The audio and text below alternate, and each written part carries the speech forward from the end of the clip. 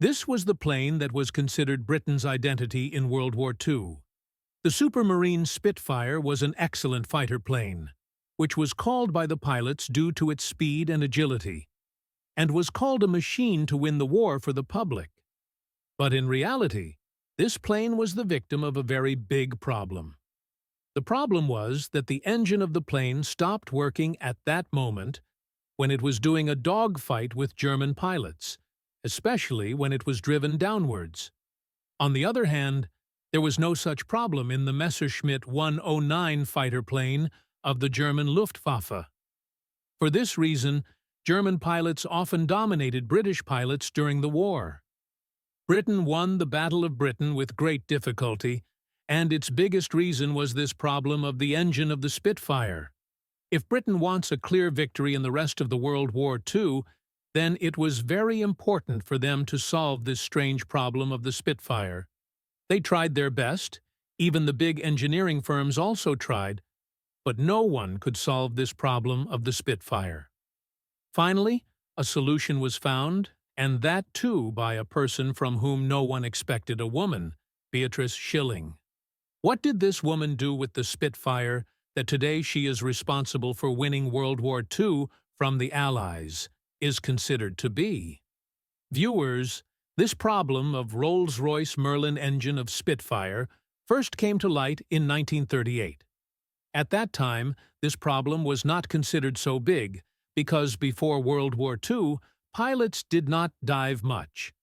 But in 1940, when the Battle of Britain was at its peak, it was no longer just a technical issue, but a matter of survival. The bigger problem was that before World War II, the British government had produced more than 20,000 Spitfires. That is, all these planes had the same problem because Rolls-Royce Merlin engines were installed in all of them. And then the sensitivity of the matter came to light when the Britishers came to know that the Royal Air Force IAERF had other fighter planes apart from Spitfire, including Hawker Hurricane and Bolton Paul Defiant, also had the same Rolls-Royce Merlin engine. Now one was in the heat of World War II, and on top of that, the biggest ally of allies was forced to fight with defected engine planes. In 1940, during World War II, Nazi Germany was facing France and Britain. During this time, when the Germans came into the area of Allies with their Messerschmitt 109, RAF Spitfires would go to counter them.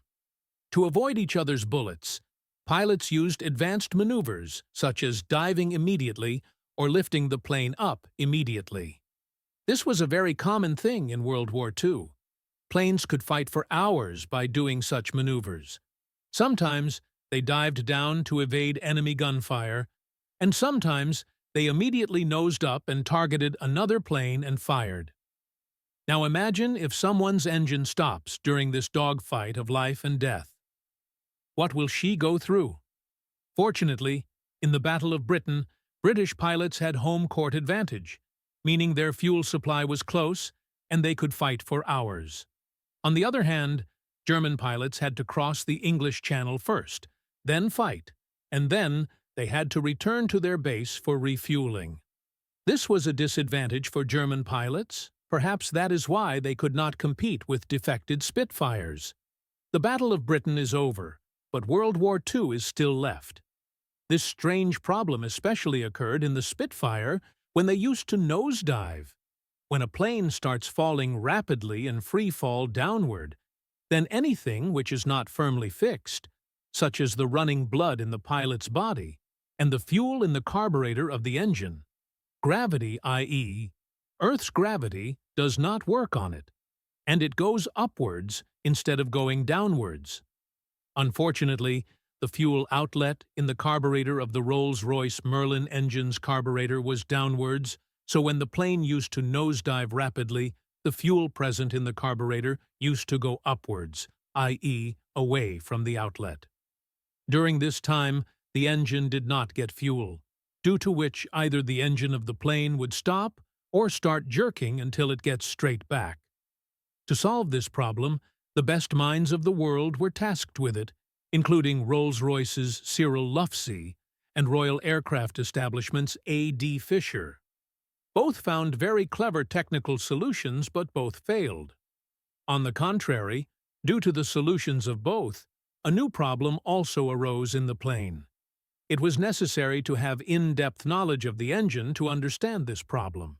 Because of this, it was very surprising that in 1940, a woman gave the last and the best solution, which we today know as Beatrice Schilling, when for the first time in 1938, production test flights of Spitfire were taking place.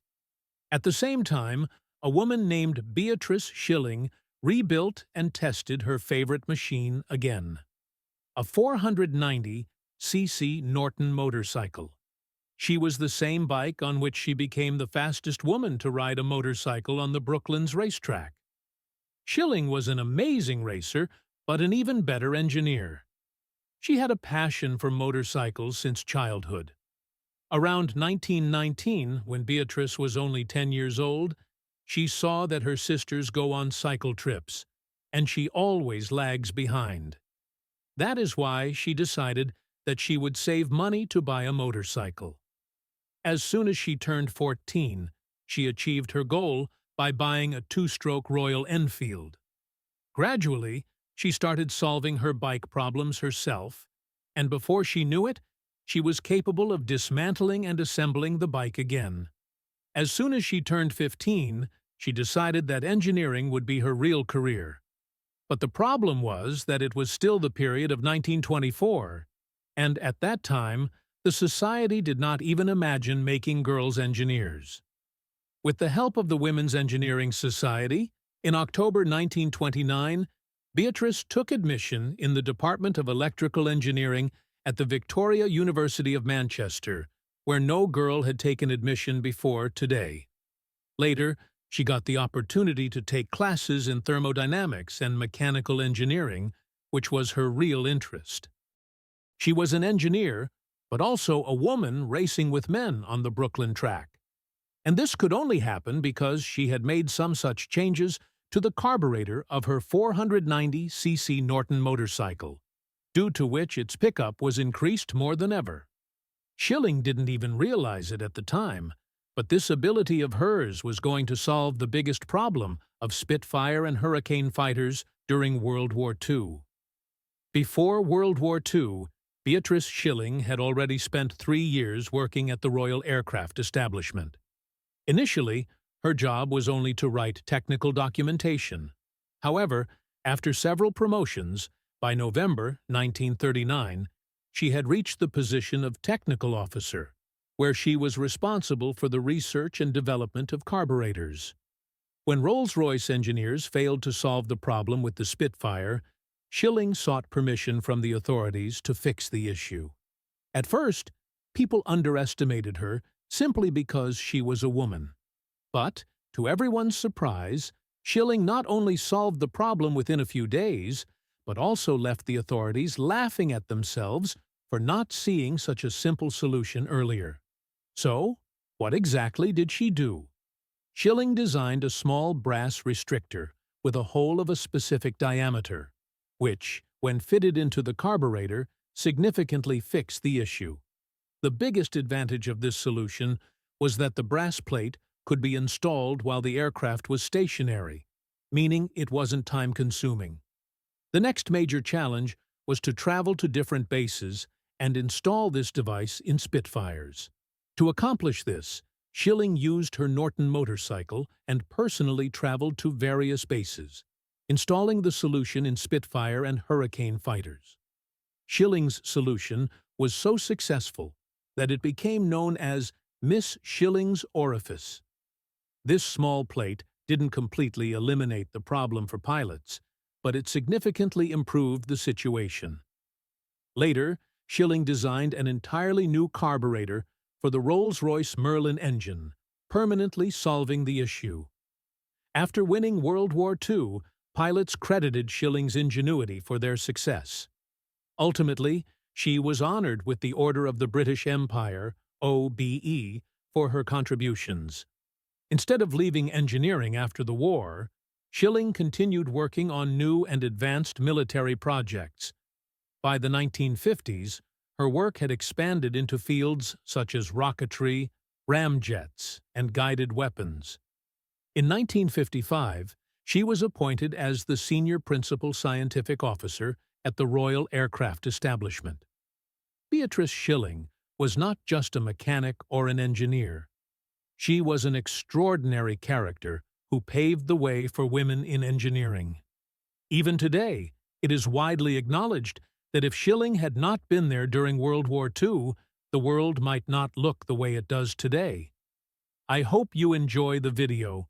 Please like and subscribe my channel. Thanks for watching.